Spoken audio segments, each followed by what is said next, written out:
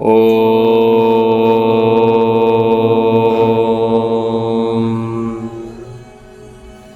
ऋग्वेद प्रथम मंडल छठा सूक्त और प्रथम मंत्र।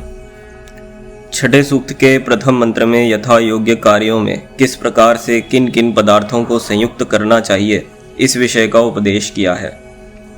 युञ्जन्ति बृध्नमरुषं चरन्तं परितस्थुषः रोचन्ते रोचनादिवि। पदार्थ: जो मनुष्य अरुषम अंग अंग में व्याप्त होने वाले हिंसा रहित सब सुख को करने, चरंतम सब जगत को जानने व सब में व्याप्त, परितस्थुषः सब मनुष्य व स्थावर जंगम पदार्थ और चराचर जगत में भरपूर हो रहा है, ब्रध्नम उस महान परमेश्वर को उपासना योग द्वारा प्राप्त होते हैं। वे दिवी प्रकाश रूप परमेश्वर और बाहर सूर्य व पवन के बीच में रोचनाः ज्ञान से प्रकाशमान होके, रोचनते आनंद में प्रकाशित होते हैं।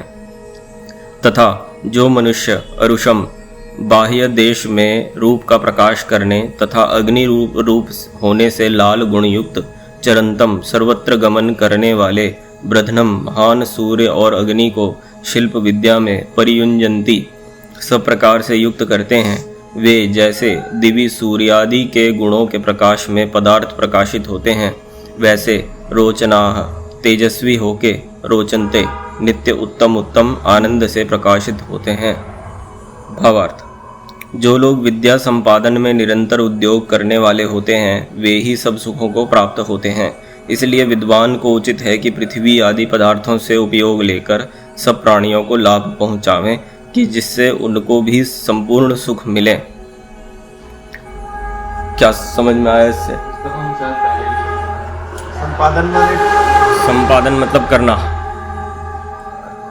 हाँ, जैसे विद्वान लोग मतलब विद्या का जो ग्रहण करते हैं, हाँ, विद्यालय का ग्रहण करते हैं, उसी तरह उन्हें ही मतलब धरती, वायु, सूर्य, जल का प्रयोग करके हाँ, दूसरों को भी सुखी करना चाहिए। हाँ, सही है। और कोई? ये मंत्र कुछ कुछ पिछले सूक्त के मंत्रों से मिलता जुलता है, उससे कनेक्टेड ही है। ठीक, तो इस मंत्र में एक तरह से तो ये बोला गया है, इसके दो अर्थ बनाए हैं इसमें। एक है आध्यात्मिक, एक है भौतिक। आध्यात्मिक किसको कहते हैं? आध्यात्मिक उस चीज को कहते हैं जो इंद्रियों से देखने में नहीं आती पर भीतर से रिलेटेड होती है, आत्मा से, मन से। ठीक, जैसे आप उपासना करते हो, आनंद आता है।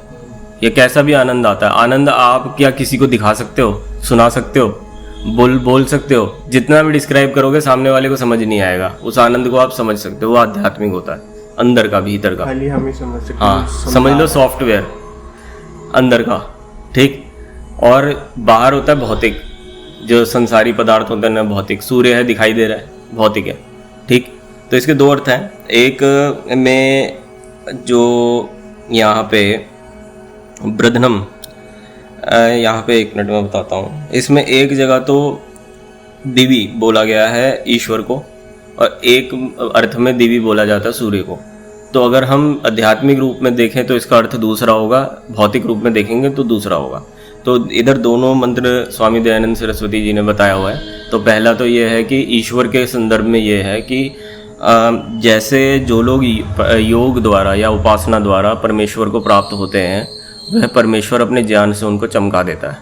जैसे सूर्य होता है ना, चंद्रमा है, चंद्रमा की अपनी रोशनी तो नहीं है, सूर्य की रोशनी से चमक रहा है ना, तो समझ लो हम चंद्रमा है। और जब हम योग में बैठते हैं या उपासना करते हैं तो परमात्मा रूप सूर्य हमको चमका देता है। ठीक, एक अर्थ यह है। दूसरा कि सूर्य के विषय में कि जैसे सूर्य और अग्नि है, इनको आप जब भौतिक जगत में उनका उपकार लेते हो, यूज़ करते हो, तो उस तरह से आप लोगों को भी वह तेजस्वी होकर आनंदित करता है, आपके एक मनोरथ सिद्ध करता है। सोलर सेल है, बैटरी बिजली पैदा कर रहे हैं तो हमें आनंद हो रहा है। ठीक है, कोई बच्चा है पबजी खेलने वाला, जब तक बैटरी नहीं होगी मोबाइल में तो कैसे खेलेगा?